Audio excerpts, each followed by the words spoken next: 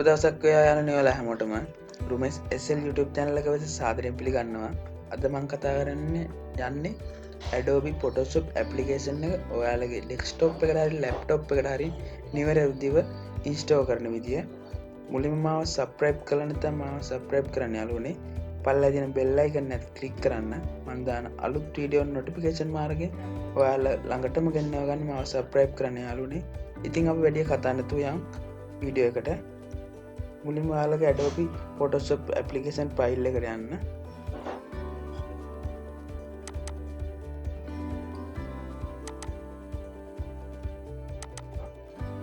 ඊපස්සේ මෙතන setup file එක උඩ එකපාරක් click කරලා ඊට පස්සේ right click කරන්න යාළුවනේ. ඊට පස්සේ මෙතන තියෙන run as administrator කියලා. ඒක ඔයාලගේ desktop එකේ හරි laptop එකේ හරි දෙපාර තුන් පාරක් කරන්න යාළුවනේ. මෙතන ignore කියන එක දෙන්න යාළුවනේ. ඔය දැන් ඔයාලට පේනවා මේක install වෙනවා.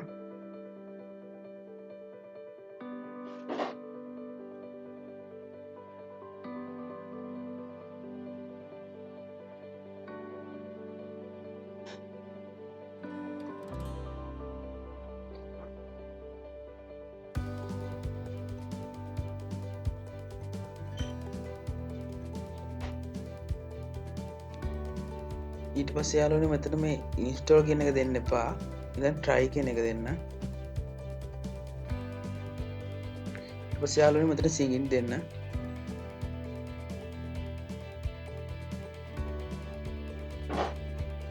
මේ sign in letter කියන එක දෙන්න යාළුවනේ. ඊට පස්සේ මෙතන තියෙනවා English අපේ language එක මෙතන දෙන්න ඕන English international කියන එක. ඊට පස්සේ accept දෙන්න.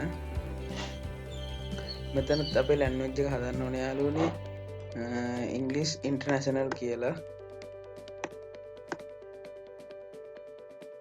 ඊට පස්සේ යාළුවනේ මෙතන install කරන්න.